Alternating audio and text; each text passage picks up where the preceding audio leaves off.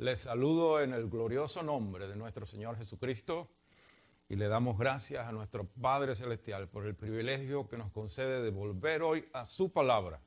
Hemos estado pues a través de ya más de 2 años estudiando este maravilloso libro de Apocalipsis y nos quedamos la última vez en el verso 10 o concluimos la primera parte del capítulo 20 en el verso 10 y hoy con la ayuda del Espíritu Santo nos proponemos entrar en la segunda parte de ese capítulo 20 de Apocalipsis y vamos a estar leyendo en la palabra de Dios obviamente del verso 11 al 15. Si usted tiene su Biblia, le pido por favor que abra pues la palabra de Dios, la Biblia, en el libro de Apocalipsis, capítulo 20, y vamos a leer del verso 11 al 15, y dice así la palabra de Dios en el nombre del Padre, del Hijo y del Espíritu Santo. Dice: y vi un gran trono blanco y al que estaba sentado en él,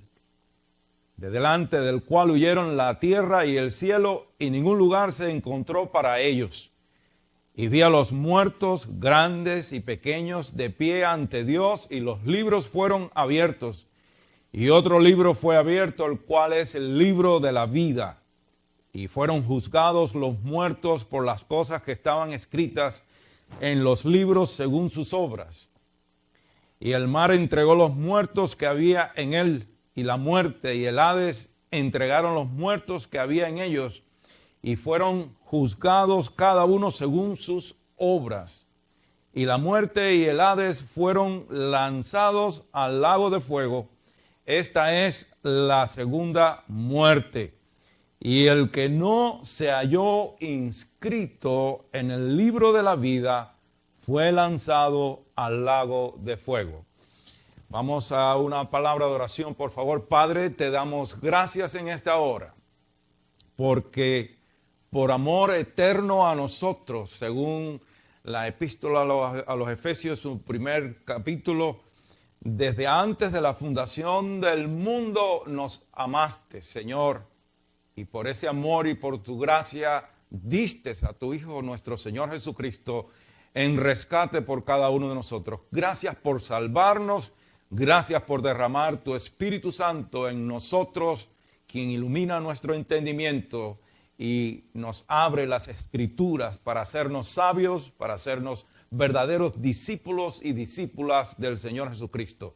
Te pedimos en esta hora pues que abras e ilumines nuestro entendimiento para que tu palabra nos redarguya, tu palabra nos corrija, nos enseñe, nos instruya, nos exhorte, nos consuele, nos edifique en el conocimiento de la verdad y haga de nosotros verdaderos hombres y mujeres, discípulos y discípulas del Señor Jesucristo. A ti, Padre, te damos todo el honor y la gloria por los siglos de los siglos. Amén. Bueno, pues, amados hermanos y hermanas, y a ustedes que, pues, por la gracia de Dios nos conceden el privilegio de poder compartir la palabra del Señor a través de los medios de las redes sociales, les agradecemos muchísimo también su fineza de concedernos esta honra, este tiempo que pudiera usted estar usándolo para otra cosa, y le damos gracias a Dios por esto. Pues hoy, como decía hace unos segundos, hemos llegado a la segunda mitad del capítulo 20 y realmente hemos llegado a uno de los pasajes más tristes de la Escritura, porque Apocalipsis 20 del verso 11 al 15 describe el evento más trágico en la historia de la humanidad. En nuestro estudio de Apocalipsis hemos visto el furor de la ira de Dios derramada sobre los moradores de la tierra durante lo que se conoce como la Gran Tribulación. Pero los sufrimientos de la Gran Tribulación no son comparables con los sufrimientos que esperan a aquellas personas que caprichosamente rehúsan reconocer al Señor Jesús como su único Señor y Salvador personal, que rehúsan arrepentirse de sus pecados, algo tan sencillo como correr a los pies del Señor Jesucristo, arrepentirse de sus pecados, reconocerle como el único Señor y Salvador de sus vidas, y serán salvados de la ira venidera y de este juicio horrible que espera a todo aquel que muere en sus pecados, que muere en su rebeldía, que resiste el señorío de Cristo y desprecia la gracia salvadora de Dios. Hoy hemos llegado a este pasaje de la Escritura que describe el escenario de la última corte celestial. En un lugar desconocido para nosotros, entre el cielo y la tierra, entre el mundo como pretendemos conocerlo ahora y el nuevo cielo y la nueva tierra, se llevará a cabo este juicio final. Y será el último juicio a través de la humanidad o de la historia de la humanidad. Será el último juicio inclusive antes de entrar a esa eternidad gloriosa donde Dios hará pues todas las cosas nuevas. Después del juicio del gran trono blanco, nadie volverá a ser juzgado jamás y Dios nunca más actuará como juez. Usted debe saber que esta es una escena reservada para los perdidos, para las personas que han rechazado al Señor Jesús. Por eso siento la responsabilidad de decirle especialmente a los que aún no conocen al Señor Jesús como Señor y Salvador, a los que no pertenecen al Señor Jesucristo por medio de la fe salvadora, a los que no han sido lavados y redimidos en su sangre. Yo siento la responsabilidad de decirle que el Señor Jesucristo vino precisamente, amigo o amiga que en estos momentos me escucha, que el Señor Jesús vino para que usted no tenga que un día comparecer ante ese juicio final que se le conoce como el juicio del gran trono blanco. Ante esa corte del gran trono blanco serán juzgadas, pues repito, todas las personas que mueren sin el Señor Jesucristo. Por tanto, todo el que muere sin el Señor Jesús muere en sus pecados, muere en sus rebeldías, muere separado de Dios, muere separado de la gracia salvadora de Dios. Figúrese que en Juan 5:29 el propio Señor Jesús se refiere a esta escena, a este escenario descrito aquí en Apocalipsis 20, capítulo 11 al 15. El Señor Jesús se refiere a ese escenario como la resurrección a condenación. Él se refiere con esas mismas palabras. De manera que cualquier persona que rechace a Jesús como Redentor, como Salvador, tendrá que enfrentar la ira de Dios, la justa ira de Dios y el juicio y condenación eterna en ese juicio final. Y Dios es el primero que no quiere que usted vaya a ese juicio final. Dios no quiere que usted sea condenado a tormentos eternos en el infierno. ¿Cómo podemos decir eso? ¿Cómo yo puedo hacer una afirmación de esta manera? Pues tenemos la respuesta fácilmente en Juan 3:16. Es un texto que hasta los niños se lo saben de memoria. Y Juan 3:16 dice literalmente, porque de tal manera amó Dios al mundo que ha dado a su unigénito Hijo, para que todo aquel que en Él cree no se pierda, mas tenga vida eterna.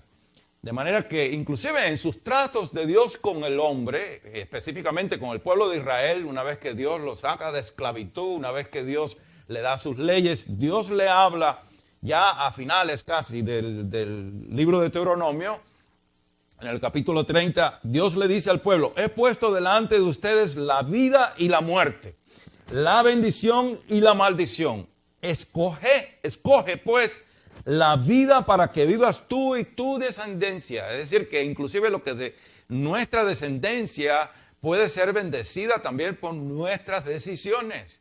Porque si usted se entrega al Señor Jesús, usted y su casa serán salvos. Usted puede transmitir esa fe salvadora a otros. No es que que ahora la salvación es en paquete, porque la salvación es individual, pero somos responsables, una vez que somos salvos, de también compartir esa fe salvadora con nuestra parentela y específicamente con nuestros hijos, con nuestros nietos. Es el mejor legado, es la mejor herencia que usted puede dejar a su descendencia. Y él dice aquí, para que vivas tú y tu descendencia amando a Jehová tu Dios, atendiendo a su voz y siguiéndole a él, porque él, escuche bien estas palabras, porque él es vida para ti. Eso está en Deuteronomio 30, versos 19 y 20. De manera que toda persona que recibe al Señor Jesucristo como su único Señor y Salvador personal, escoge el camino de la bendición, escoge el camino de la vida y no será juzgada en el gran juicio final, porque solo Jesús, solo el Señor Jesucristo puede salvarnos de nuestros pecados y de las consecuencias eternas de nuestros pecados. Y toda persona que reciba al Señor Jesucristo, pues se salvará de esa ira de Dios. Y si estudios anteriores, ahora hablo también a mis hermanos y hermanas en Cristo. Si estudios anteriores a través del libro de Apocalipsis no lo han hecho, yo espero que al estudiar este pasaje, al compartir este pasaje con ustedes, usted debe dolerse, preocuparse por aquellos que aún no conocen a Cristo y que están en esa esfera de acción inmediata a usted, que están en una u otra manera conectados con usted, sean sus compañeros de trabajo, sea su vecino, sea amigos, pero más aún su parentela. Nosotros tenemos que asegurarnos de compartir la fe salvadora en Cristo con nuestra parentela, porque, amado hermano y hermana, esto no lo ponemos en la perspectiva que debe, porque pues estamos en esta vida, en el afán del cotidiano de la vida, estamos entre comillas disfrutando, entre comillas aquí, pero llegará el día donde toda persona que muere sin Cristo será arrastrada a ese juicio final y será algo horroroso.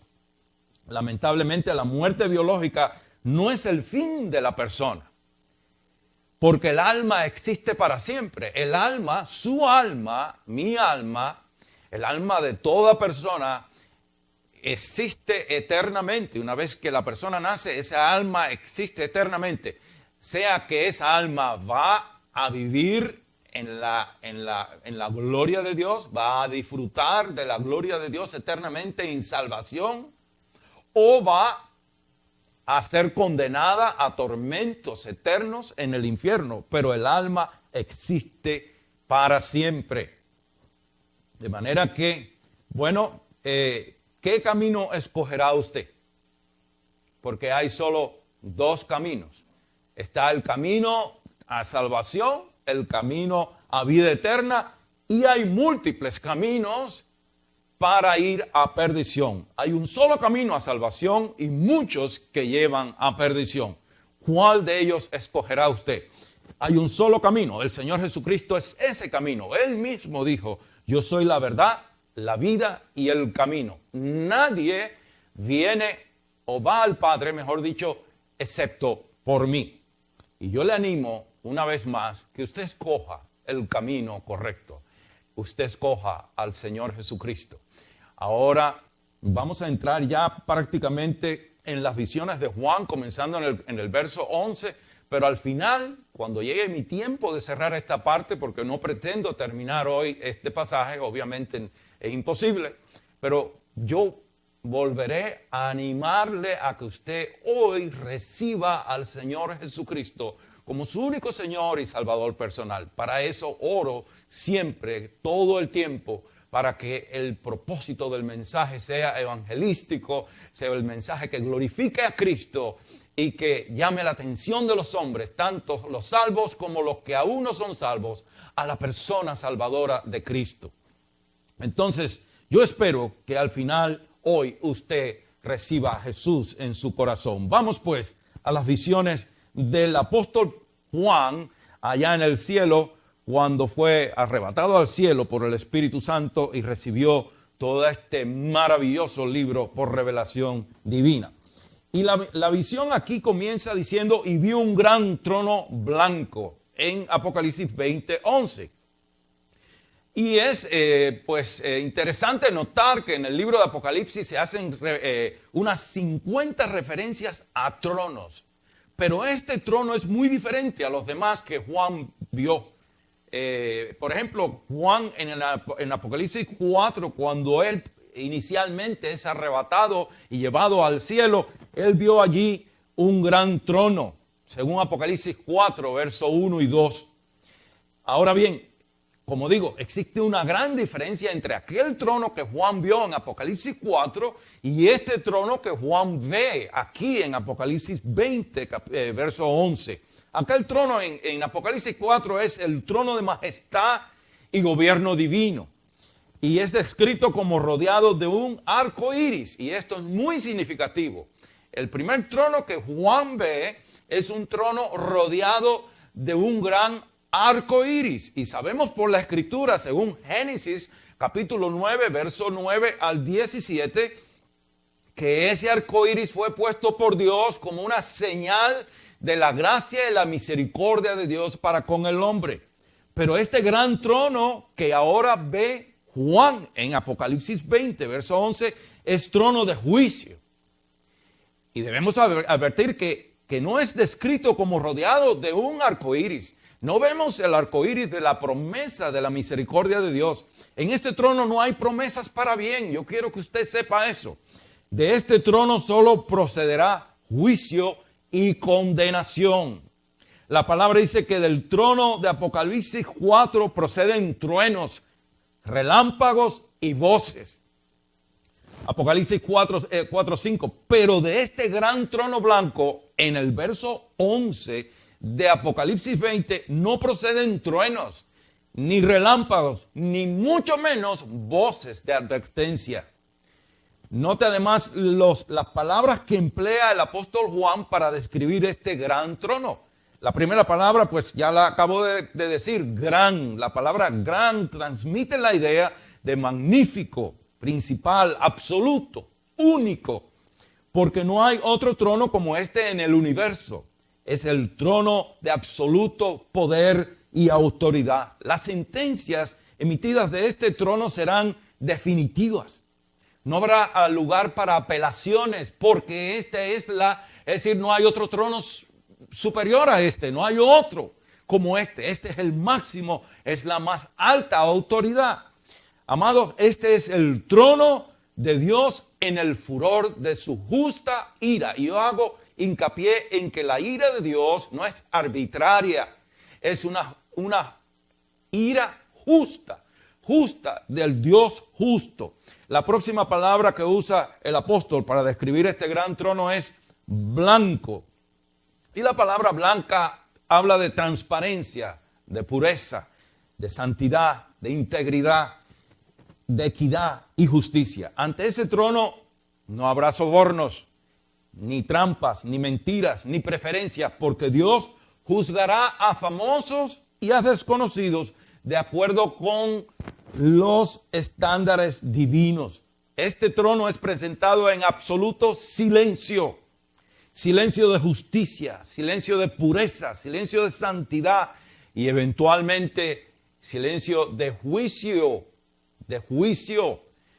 Desde el principio, en su paciencia, Dios ha venido advirtiendo, ha venido sonando la alarma para que el pecador se arrepienta, para que el pecador corra y se arrope bajo la gracia salvadora de Cristo.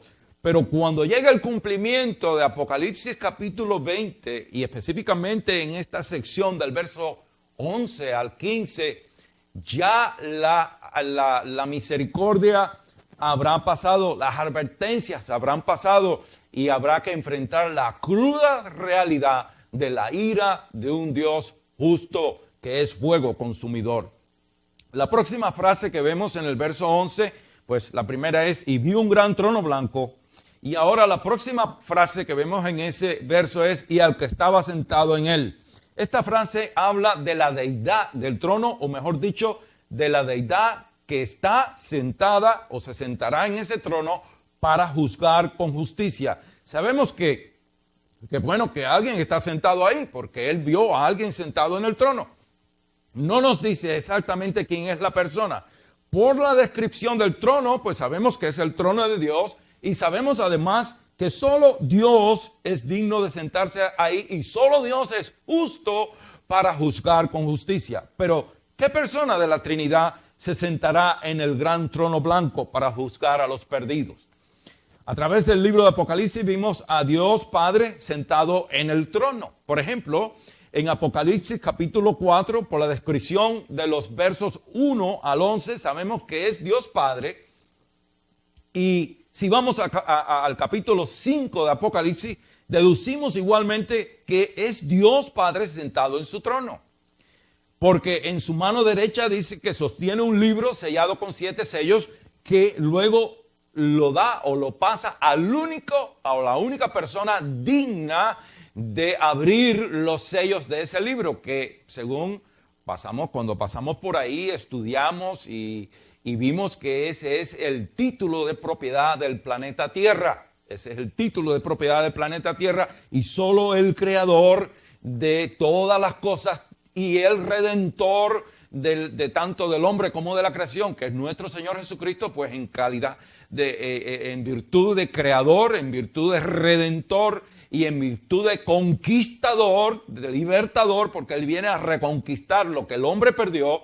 Es el único que tiene derecho a abrir esos sellos. Y vimos pues que es Dios Padre sentado también en ese trono. Más adelante en el verso 13 de ese mismo capítulo 5 de Apocalipsis, vemos cómo todo lo que existe adora al que está sentado en el trono y al Cordero. De manera que es obvio que Dios Padre está sentado en el trono, en ese trono. En Apocalipsis 6, verso 16 dice: escóndenos del rostro de aquel que está sentado en el trono y de la ira del Cordero. Aquí hay una nota pues que quiero introducir, no era mi plan, pero quiero aclarar esto. Hay un concepto equivocado del Señor Jesucristo. El Señor Jesucristo en su primera venida vino como el siervo manso, humilde. Él vino como el redentor. Él vino como el Señor sufriente. Él vino a sufrir por usted y por mí. La culpa de nuestros pecados fue cargada sobre el Señor Jesucristo. Él fue a la cruz a pagar el precio que usted y yo no podemos pagar por nuestra salvación. Él vino como el Hijo eterno de Dios, que se hizo a sí mismo hombre y murió por nosotros. En esta segunda venida, cuando Él venga de nuevo, y específicamente de la parte de la escritura que estamos hablando ahora, cuando el escenario de este pasaje de Apocalipsis 20, del 11 al 15, llegue a cumplimiento, no espere nadie encontrarse allí al Señor sufriente, manso, humilde, tierno, del primer Jesús, del Jesús que vino en su primera venida, porque no hay más que un solo Jesús. No quise decir primero ni segundo, sino en esa primera venida. Después de su segunda venida y cuando llegue el tiempo de este juicio final, no espere al Señor Jesucristo como el Señor manso, humilde, tierno, misericordioso, paciente. No, estará en el furor de su ira, de la ira justa del Hijo eterno de Dios. Entonces por eso dice ahí: escóndenos del rostro de aquel que está sentado en el trono. ¿Y qué dice? Y de la ira del Cordero. De manera que el Cordero ya no es el Cordero manso y tierno, sino está en el furor de su santa ira. Inclusive Daniel capítulo 7 dice que es Dios Padre también quien está sentado en el trono. Pablo en Romanos 2:5 se refiere igualmente a Dios Padre sentado en su trono. Pero hay otros pasajes de la Escritura que al considerarlos podemos asumir que será el Señor Jesucristo quien se sentará en el gran trono blanco como juez. Repito una vez más, el que rechaza a Jesús ahora como redentor, el que rechaza a Jesús ahora como Señor y Redentor, tendrá que enfrentar a Jesús como juez y condenador en el juicio final. Y no va a ser fácil, va a ser horroroso. Por eso aproveche la gracia salvadora de Dios hoy mismo. La Escritura repite muchísimas veces, tanto en el Antiguo Testamento como en el Nuevo Testamento, dice la Escritura: hoy es día agradable al Señor, hoy es día de salvación. No lo dejemos para luego. Entonces, en Apocalipsis 3:21 dice: al que venciere, le daré que se siente conmigo en mi trono, así como yo he vencido y me he sentado con mi Padre en su trono. Aquí estamos ya viendo por las Escrituras cómo probamos, mejor dicho, por las Escrituras, que será el Señor Jesús quien se sentará en el gran trono blanco a juzgar a aquellos que determinaron morir fuera de la gracia de Dios. Porque Dios ha abierto y tiene aún abiertas las puertas de la gracia salvadora para que todo pecador arrepentido corra confiadamente a los pies de Cristo y sea salvado de ese tormento eterno. La gente no tiene idea de lo que es el tormento eterno en el lago de fuego. Ni siquiera va a ser el infierno. El infierno será echado al lago de fuego también, porque todo lo que tiene que ver con esta creación de ahora será destruido por la palabra de Dios. Así como la palabra de Dios creó todas las cosas creadas en este, diríamos, en este orden que conocemos del universo, que no conocemos pero que pretendemos conocer, o algunos pretenden. Todo eso será reducido a nada y Dios hará todas las cosas nuevas. Y todo lo que es el infierno, la muerte, el diablo, los demonios y todos los condenados que mueren sin Cristo serán echados al lago de fuego. Y es un tormento eterno, eterno. Por eso hay que escapar de esa ira venidera. Entonces, aunque esta sea una referencia al trono de la soberanía de Dios, en el que estamos hablando de Apocalipsis 3:21, podemos decir que donde Dios Padre se sienta como Dios soberano, también Dios Hijo se sienta como Dios soberano. De manera que si nuestro Señor Jesús se sienta como Dios soberano, nuestro Señor Jesús también se sentará como Dios juez. ¿Por qué? Porque el Padre y el Hijo uno son. Ellos reciben la misma adoración y gloria. Entonces, Apocalipsis 22:1 confirma lo que acabo de decir. Dice Apocalipsis 22:1, dice: del trono de Dios y del Cordero. Y el verso 3 dice las mismas palabras: el trono de Dios y del Cordero. Entonces, ¿quién se sentará en ese magnífico trono? ¿Quién se sentará en el gran trono blanco? En el reino milenial, el Señor Jesús está sentado en el trono. En 2 Corintios 5:10, el Señor Jesús está sentado en el trono. Y ahora escuchemos las palabras del propio Señor Jesucristo en Juan 5:22 y 23. Dice el verso 22: porque el Padre a nadie juzga, sino que todo el juicio dio al Hijo. ¿Va entendiendo, amado? Y en el verso 23, preguntémonos, ¿por qué Dios Padre dio todo el juicio al Hijo? El verso 23 lo contesta esa pregunta. Dice: para que todos honren al Hijo como honran al Padre. El que no honra al Hijo no honra al Padre que lo envió. Entre muchas cosas, hermanos, demuestra la deidad de nuestro Señor Jesucristo. Y la negación de esa verdad bíblica ha dado, pues, lugar a las peores herejías y falsas sectas en el mundo. Y lamentablemente, todo el que siga esas falsas enseñanzas, un día tendrá que rendir cuenta ante el gran trono blanco. Nada menos que al Hijo eterno de Dios, a quien muchas de esas falsas sectas le niegan la divinidad, que es justa y única de Él, porque Él es divino, tan divino como el Padre, tanto el Padre, el Hijo, como el Espíritu Santo.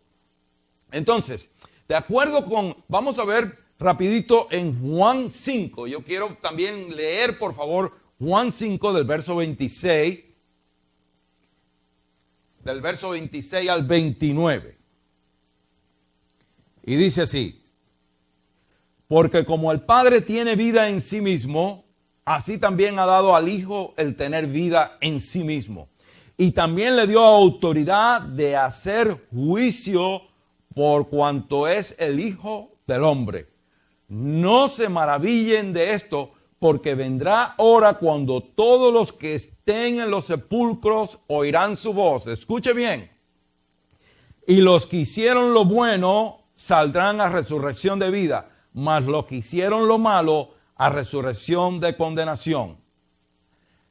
En primer lugar, antes de continuar, quiero aclarar una cosa. Los que hicieron lo bueno. En ningún momento el Señor Jesucristo está insinuando que las buenas obras salvan. Los que hicieron lo bueno son los que le reconocieron a Él como Señor y Salvador personal. Los que hicieron lo malo son los que rechazaron su sacrificio perfecto. Los que le importó un comino la sangre preciosa que Él derramó por sus pecados, para salvarles de sus pecados y de la condenación eterna. Esa es la gran diferencia. Hacer lo bueno en este caso es recibir a Jesús como único Señor y Salvador personal. Hacer lo bueno es hacer la voluntad de Dios. ¿Cuál es la voluntad de Dios? Que recibamos al que Él envió, que recibamos a su Hijo, que le recibamos como Señor y Salvador personal. Eso es hacer lo bueno. Hacer lo malo es ignorar al Hijo de Dios, rechazar al Hijo de Dios,